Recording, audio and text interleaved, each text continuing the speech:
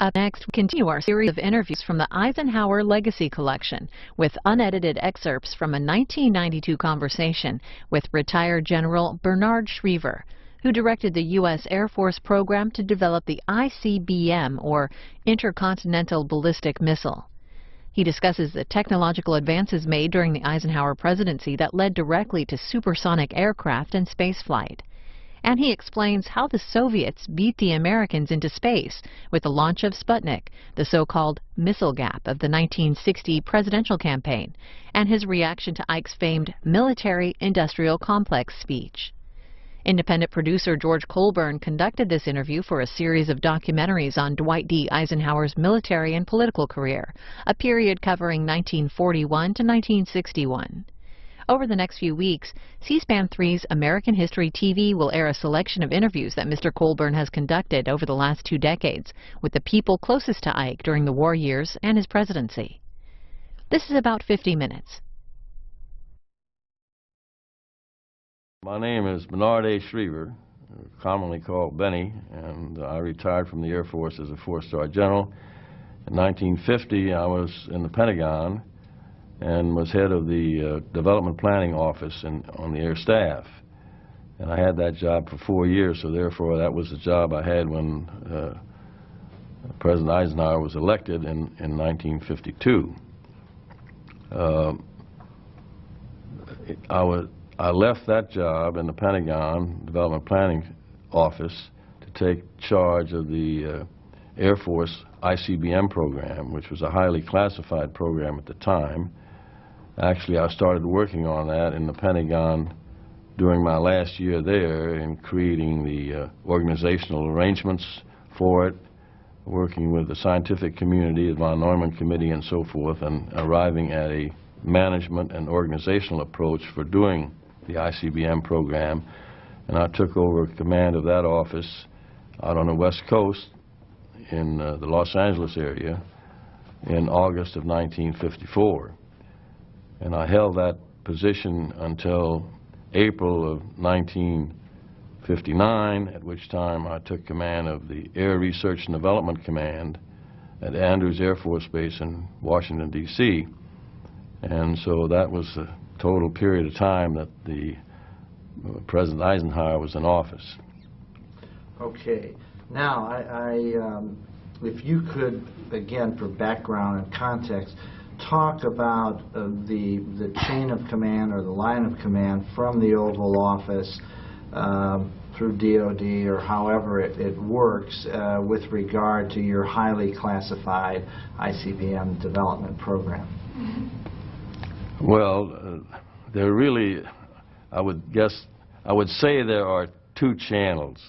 One is an informal channel on these highly classified and highly important programs, and then of course there is the established channel. Now, from the White House, it goes directly to the Secretary of Defense, to the Secretary of the Air Force, and down to the Chief of Staff of the Air Force. And in my position, I was in the ICBM program. I was made an assistant to the commander of the Air Research and Development Command, who in turn reported directly to the Chief of Staff of the Air Force, so that my channel was through the commander of the Air Research and Development Command, but I was given authority as assistant to the commander for ballistic missile programs to work directly with the Chief of Staff of the Air Force, and informally I could also work directly with the Secretary of the Air Force. And that's how we in fact operated, and I can cover this in more detail, but I think that's enough. Okay. Now, it seems to me that there are a few things more important than ICBM development at that time. The fear of the Soviet Union, the threat of world communism. It was a publicly stated goal, and so on and so forth. So, if you could describe how the White House was involved in your work, either as you heard it through your superiors or as you were directly involved. Well, I think people are not generally aware of the 1950s as being a very dynamic period with respect to technology. You know, the thermonuclear bomb, both the Soviet Union and the U.S. developed the thermonuclear bomb in the 50s. This was a quantum leap beyond the fission weapon that we dropped in World War II, and it opened up many avenues of development which were not possible with a much heavier fission weapon. So that's one of the great breakthroughs that occurred in the 1950s. The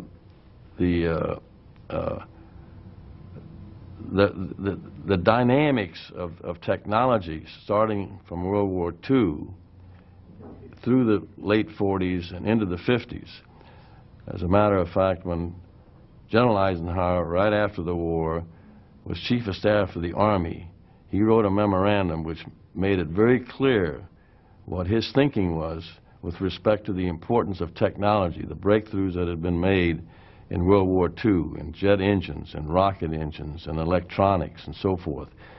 He wrote a memorandum which I think was one of the best I've ever read in 1946 as Chief of Staff of the Army, indicating the importance in peacetime of the military working in close harmony and in close cooperation with the scientific community and with industry, that they had to form a team. And my job, I'll jump now to my job in the 1950s because it relates to how we were thinking about technology in that time period.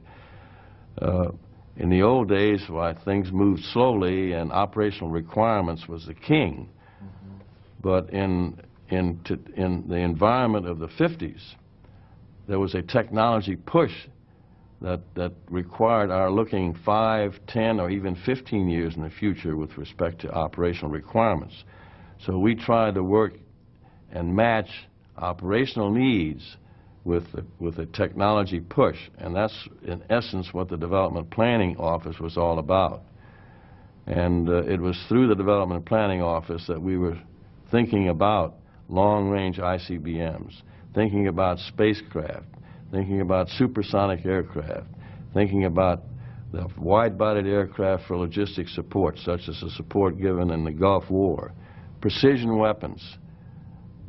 These things were all part of our thinking in terms of putting our hats on and looking far into the future. So the ICBM was perhaps the most important program from a deterrence standpoint, and it was in fact given the highest priority in the land, which was initially after the von Neumann Committee, which was a committee that was set up by the Secretary of Defense to determine the feasibility of the ICBM, made their report in February of 1954 that it was feasible. It was at that point in time that it was obvious that we needed to give that program the highest priority. Now, the thermonuclear weapon also made it possible for the Soviets to move forward, and they also were developing an ICBM. This was not evident by all of the intelligence that was available, but we knew they were working on large rocket engines. As a matter of fact, in 1954, President Eisenhower was concerned about surprise attack, and he asked Dr. Killian from MIT to head up a panel to see what could be done with respect to how do we prevent surprise attack. And that program led to several efforts intelligence-wise that are still classified, but nevertheless it was gotten underway, and from that day on we have been working very, very assiduously in developing the intelligence capability that I think had a lot to do with preventing surprise attack, as well as developing the ICBM in record time. I don't know when to stop. Okay, no, I don't. I'll try and step in, because right here, when I think about the great, let's say there's fear, there's need, there's fear of communism. You don't want them to get the first step. There's a need to continually move the technology along. It seems like there's two obstacles to that. Major obstacle is money. Another obstacle is bureaucracy, where you have to link so many elements together and so on. How did the administration deal with those two issues, if you want to sort them out, is deal with streamlining bureaucracy in order that things could move along fast and getting you enough money so that you could proceed at a pace that matched what the scientists and technologists could do.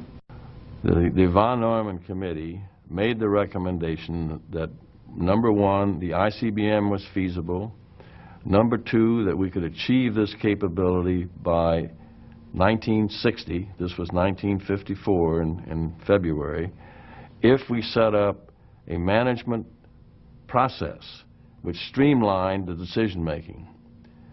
So his recommendations were accepted as far as the Defense Department was concerned, and the Air Force did, in fact, move forward at the direction of the Secretary of Defense to set up a management system as well as an organizational arrangement to pursue the ICBM program. This was done during the 1954 period following their recommendations in February. By August of that year, we were in business. Early in 1955, we made a presentation to the President. The President was aware of what was going on. The Secretary of Defense kept him informed. We made a presentation to the President, of which I participated as a manager of the program. Dr. von Neumann participated as the scientist who had chaired the committee. Trevor Gardner, who was Assistant Secretary for R&D in the Air Force, participated. And we made a 45-minute presentation to the President, and he had most of his cabinet there along with Vice President Nixon. And it was supposed to be over in 45 minutes. We were there for an hour and a half. And the result of that was that the President asked that the Secretary of Defense send into him a policy and a procedure document which would streamline the decision-making process for the ICBM program. And by that time, we were also talking about a shorter range, intermediate range ballistic missile, which turned out to be the Thor and the Jupiter in the Army. We did that. That document was presented to the President, and as a result, the ballistic missile programs were given the highest priority in the country as far as the Defense Department was concerned. And he also asked that he be informed on a quarterly basis on a status report, and subsequently the program directors, myself for the ICBM program, and General Medeiros for the Jupiter program, and Admiral Rayburn for the Polaris program, made presentations to the President, status presentations to the Presidents. We did that, I guess, 3 or 4 times over a period of several years. But he was kept informed. He personally looked and carefully made annotations along the margin of the policy and procedural documents. That's how interested he was in seeing that the thing was done right. So we really cut the bureaucracy out of the pattern. I can go in great detail on that, but I won't. No, but someone else had mentioned to me that it was quite amazing to see how it was cut through, and it was because the President wanted it that way. That's right, and everybody knew it. Yeah. Okay, so I think if you were to start the second half, which talks about, okay, you've got the policies and the procedures, how do you get the money when you've got a fiscal conservative, clearly a fiscal conservative in the White House, even though he's a military man? Again, I asked you to start off that, you know, everybody knew the President wanted the decision-making streamlined and then go into the money. Well, the directive was that we achieve a ballistic missile ICBM capability at the earliest possible date. Now, 1960 was our target, and the policy definitely stated that we would come in with a program and funding requirements toward meeting that particular goal. We had a deployment goal of 1960. And General Eisenhower, President Eisenhower, he certainly didn't want to spend money on obsolete systems which in the military sometimes hang on to for far too long. But he certainly understood technology and the importance of it and the importance of introducing it into the inventory of the military at the earliest possible date. And this was such new technology. And for the first time, it really threatened the United States of America. And, I mean, it was a real threat. Our shores had never been threatened before and anywhere close to like that. So the funding, while he was bent on a balanced budget, we were given priority funding-wise. And I can say that we didn't get a blank check, but we certainly were funded adequately, and we did achieve our target dates, incidentally, of putting, as a matter of fact, in 1959 we had the first Atlas operational.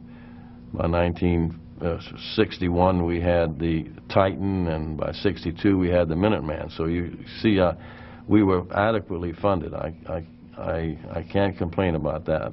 We developed a planning process from a program standpoint that we established a 5-year program.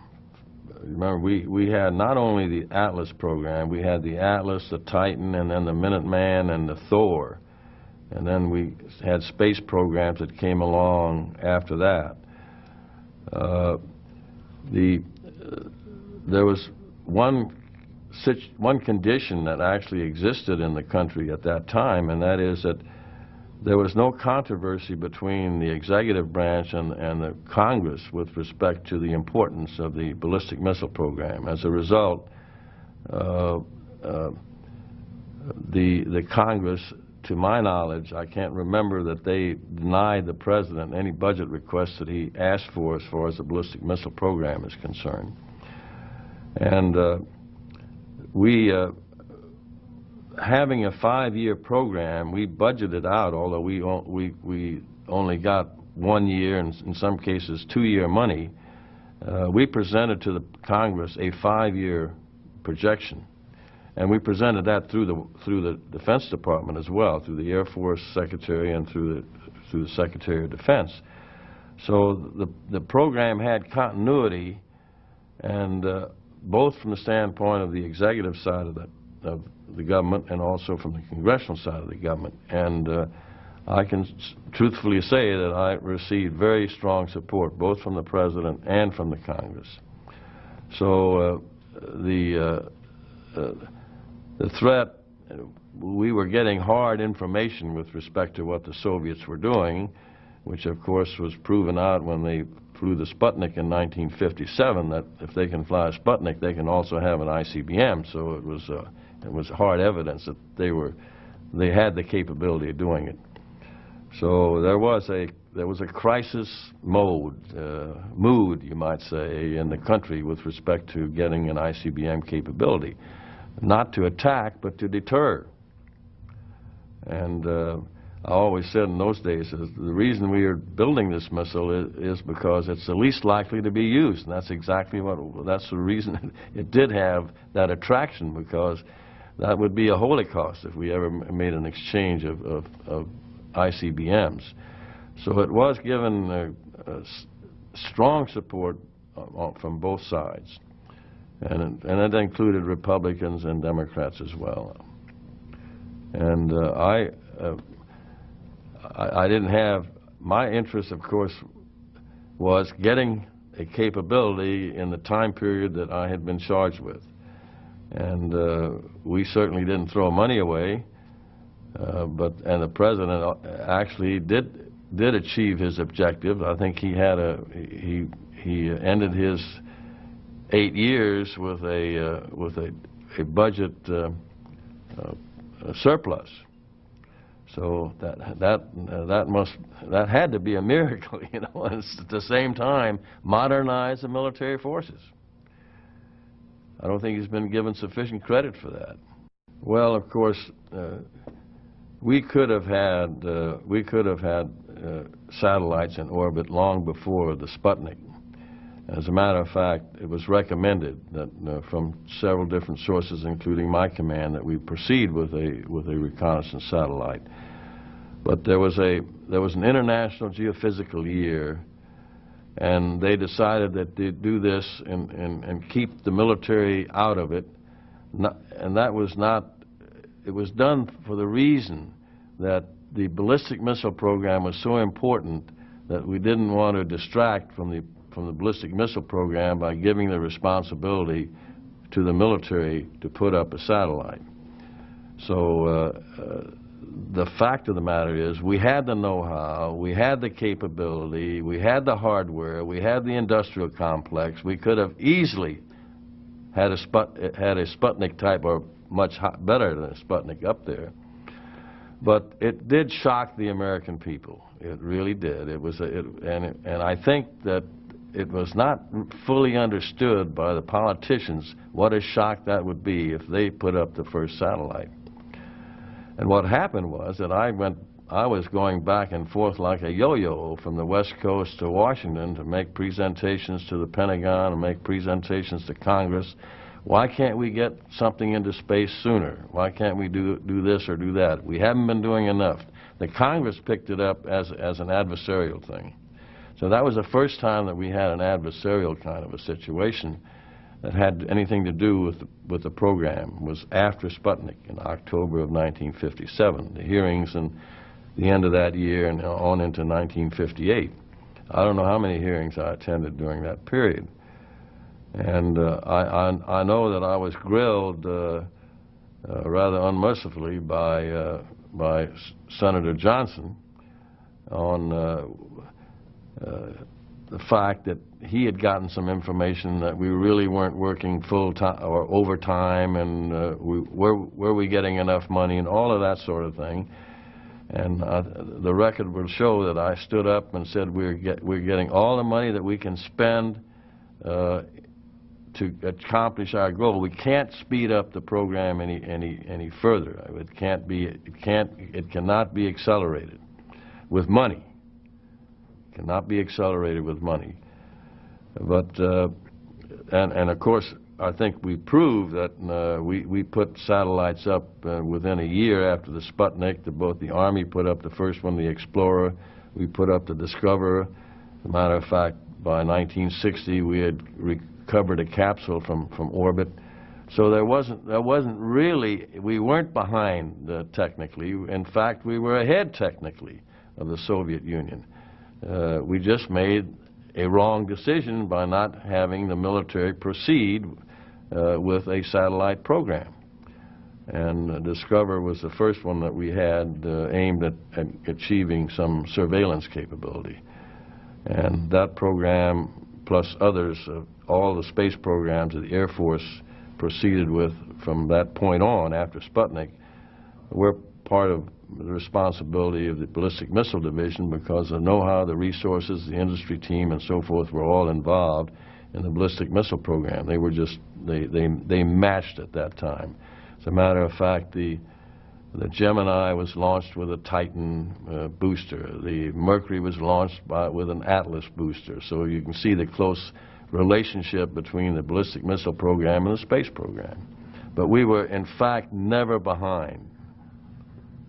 It seems, though, in the public mind at that time, and probably trickled down today, is that there was somehow a connection between a harmless satellite and the, quote, missile gap, the ability to deliver programs. Of course, when the Kennedy administration went in, they found it was just the reverse. The missile gap was clearly in our favor.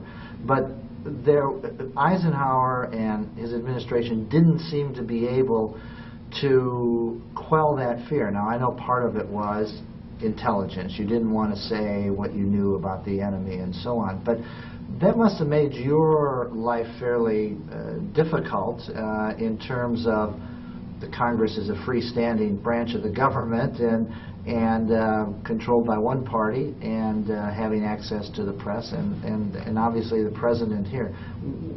Can you describe some of the feelings that were going on there? This must have been a very difficult time in which to do your business. Well, of course, this missile gap thing really didn't come up until the 59, really, when the election year. I knew very well that we didn't have a missile gap. And maybe I should have been concerned and scared, but I wasn't, because I said there wasn't a missile gap. But it was an easy thing to politicize. I mean, the people still believed, they believed almost anything, and in that election, that was used as a political gimmick, as far as I'm concerned, and I think that the Democratic Party knew very well that we didn't have a missile gap. They had been briefed. I mean, the Congress had been briefed on all of that, but you just can't believe everything you hear in an election year. That's all there is to it. You know, without the science community working in very close harmony in the ballistic missile program, I don't think we would have had the success that we had. Actually, General Arnold, as well as General Eisenhower, right after the war, recognized the importance of maintaining a close working relationship with the scientific community. General Arnold established a scientific advisory board under Dr. von Karman. Dr. von Karman still exists today, and it's very effective. It was that scientific advisory board, called the SAB, that did the initial studies on the thermonuclear weapon, and that you could have a small and lightweight thermonuclear weapon, which made the long-range ballistic missile feasible. And then the von Neumann Committee was established, which sprung out of the Air Force SAB. It later became advisory to the Secretary of Defense, but continued to work directly with me on any questions, or they actually sat with me at least twice a year and many times more often than that. They made the recommendations, for example, concerning the solid propellant ballistic missile, which is the Polaris and the Poseidon and the Trident, and it was the Minuteman and then the Peacekeeper and so forth. And that worked very well in the Defense Department. And it still is in existence, where we have that kind of relationship at the Defense Department level and the services level. President Eisenhower used the scientific community extremely well on an ad hoc basis at first. When I say at first, when he first came into office, he called in Killian and several other scientists to do certain specific studies for him at the White House level. When Sputnik occurred, he then institutionalized a scientific advisory group for the White House. They called the President's Science Advisory Group, and he made Dr. Killian the chairman of that.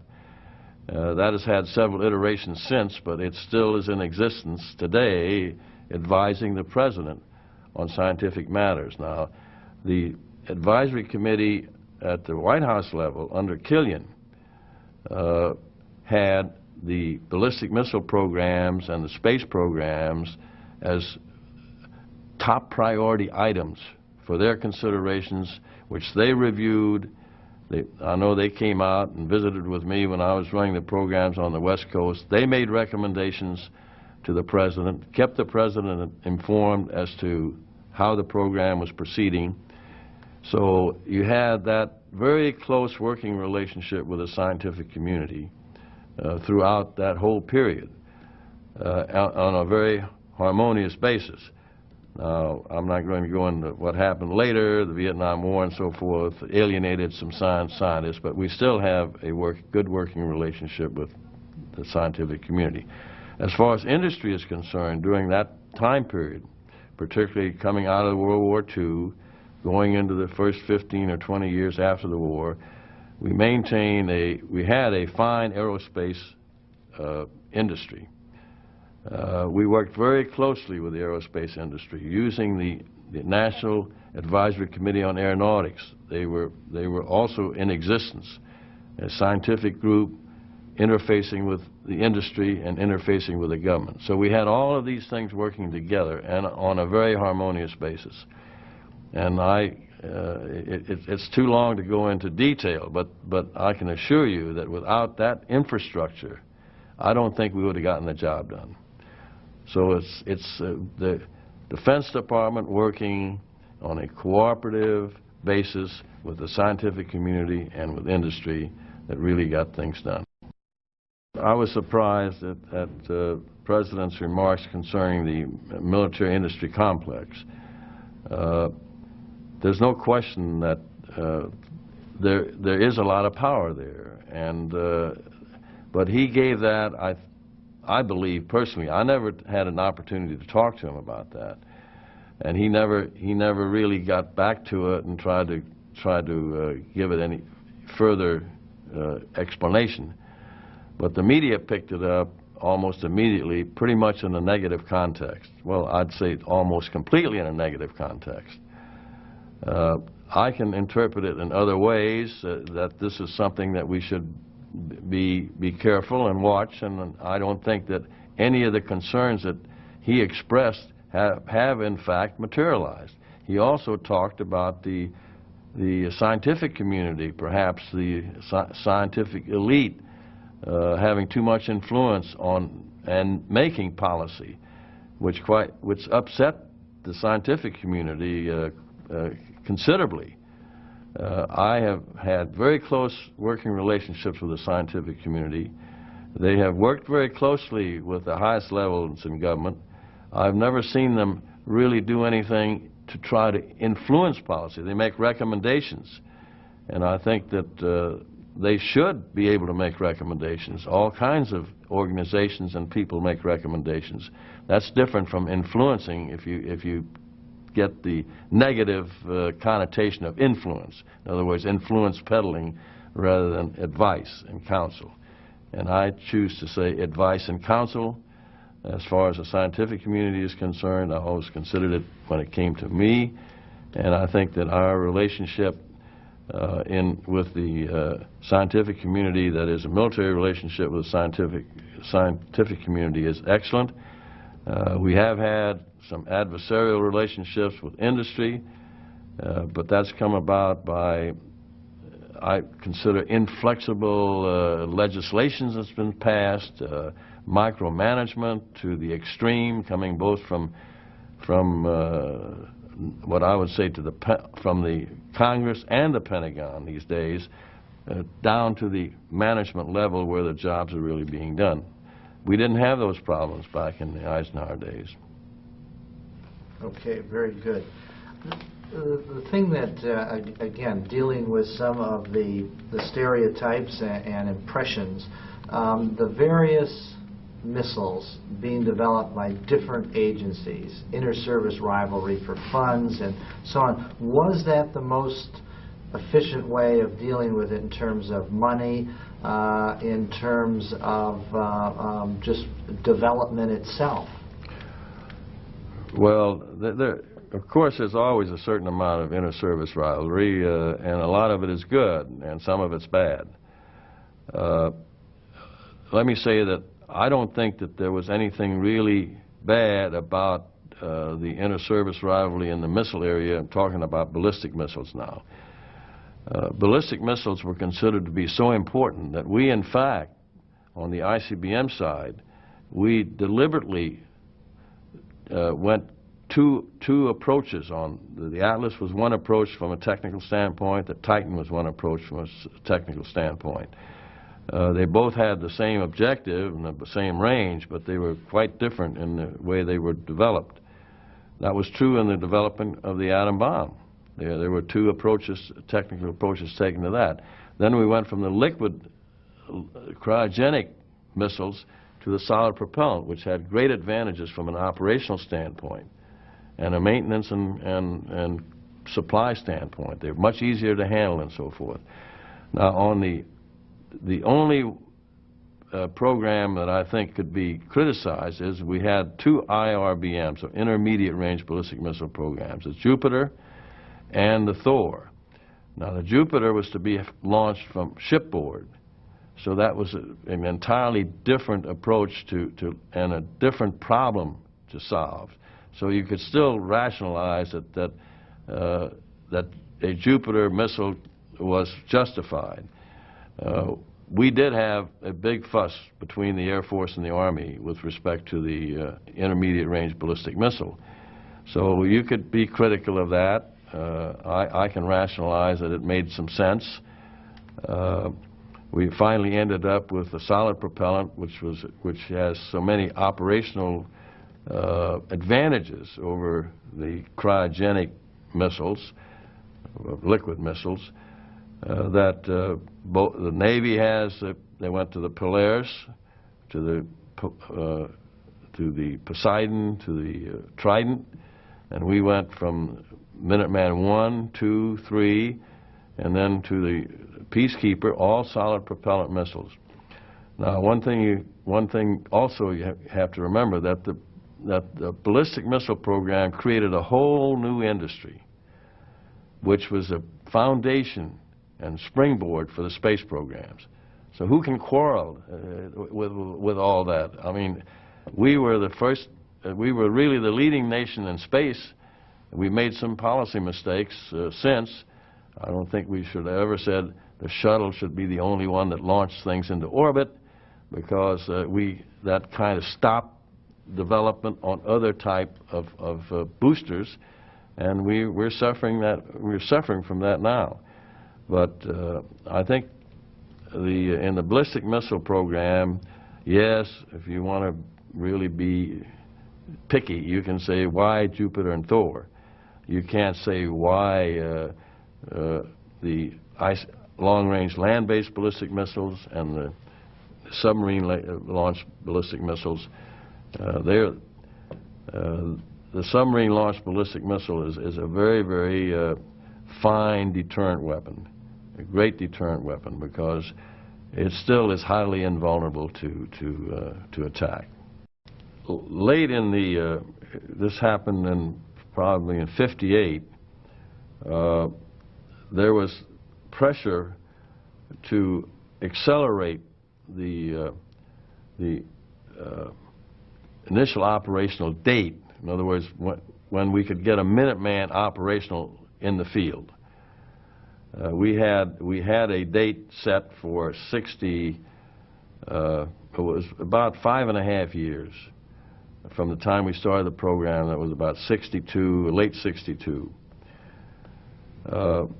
The Sputnik had created some problems. People were talking about missile gaps, but there was also a problem: where do the Soviets really stand with respect to having capabilities themselves? So there was both a political issue and a threat issue involved. And I was called in by the Secretary of the Air Force, by the Chief of Staff, and they requested that we attempt to accelerate the operational date of the Minuteman by 1 year. I said, well, I don't know whether we can do it or not, but we'll go back and really study this in detail, because I had some of the best people in the country as my technical group that really had the responsibility for doing just this kind of thing. So we made a study, and we said, okay, with some additional risk, but it was prudent, but some additional risk, and some reduction in range, because we were planning to put a lighter case on the operational missile than we had on the initial test vehicles, and also some other weight considerations that we were going to take out of the propulsion units. that we could build the missile and get it into the inventory 1 year earlier if we took a reduction in total range from 5,500 miles to 4,800 miles. They accepted that, and we proceeded, and we did in fact beat the. We became operational a year earlier than we had originally stated. I've forgotten, it might have cost a little more money to accelerate, but not much. We actually beat the range. I think, as I remember correctly, we got about 5,100 miles with the Minuteman I, which was the first. So we were given the opportunity of coming back in saying, no, we can't do it. But of course, we turned over everything we could, so we really tried our best to do it. So it wasn't a dictate to do it. It says try to do it, and we did it. We had the industry scientific management team to do it, and we did it. And what was your impression over in the Pentagon of the President or the White House's desire that this be done? I mean, because it was obviously emanating from outside and responding to the political scene. Well, as I said before, I think that it was not just political. There's no question that the political, there's always some politics involved in almost everything that happens in Washington. But in this case, because of Sputnik and other factors, that there was some political pressures. But on the other hand, from a purely intelligence standpoint, there were also pressures from the standpoint of threat. So we didn't quarrel at all that we were being politicized. We were all for trying to do this. Okay, very good. The you met with Eisenhower on several occasions, right? And so on. I wondered if there's anything that about him, personality, physical characteristics, anything at all that even today comes back and strikes you about those interactions that you had with him. Well, first let me say that I was in the Pacific all during World War II, almost 3.5 years, so I didn't meet Eisenhower until after the war, because when I came into the Pentagon in December of 1945. But I really didn't have a close association with him until he was president, and we made this briefing to him that I mentioned earlier by von Neumann and Trevor Gardner and myself, and there must have been 30 or 40 people in the room, but he sat right there in the front row, and I was impressed by the way he listened. He exudes leadership and exuded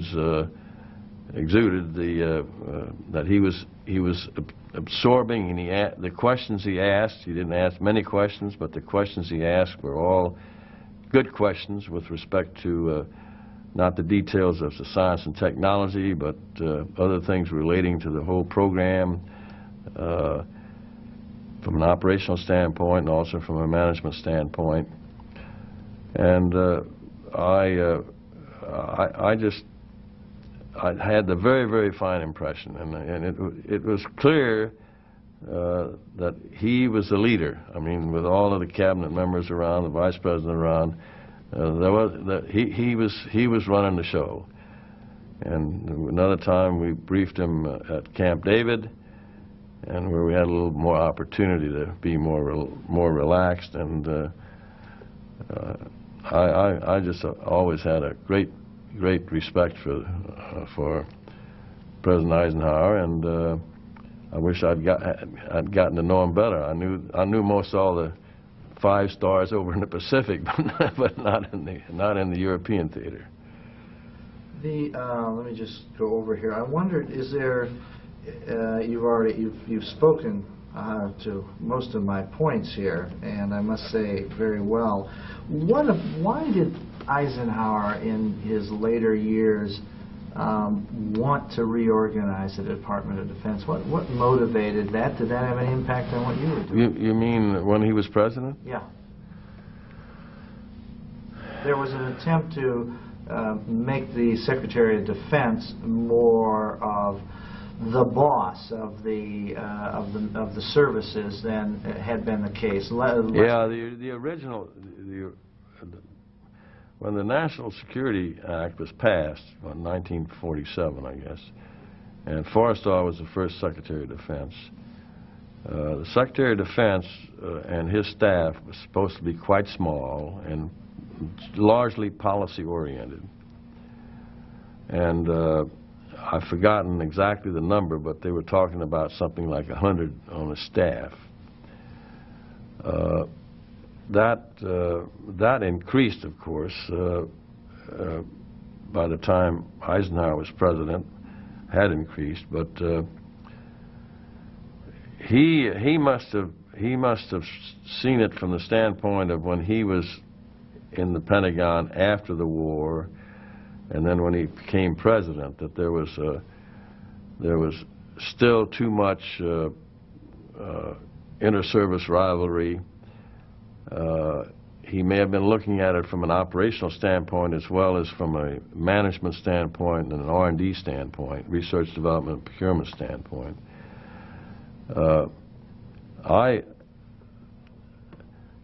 My own personal feeling has always been that creating agencies, operating agencies at the Department of Defense level is not a very good thing. That's been my own experience. He didn't really create any agencies. Those agencies started under the Kennedy administration, under McNamara. He created several agencies, and now you don't know who's running what. Whether the agencies at the Defense Department level are running things or whether the service is running things, there's no question that Service Secretary's authority has been diminished by a very, very significant amount since the Eisenhower days. Maybe something in between, but the trouble is when you start something, setting up operating agencies at the Department of Defense level, where do you stop? But it didn't impact on... It did not impact on me. Okay. Not at that time. It did not impact...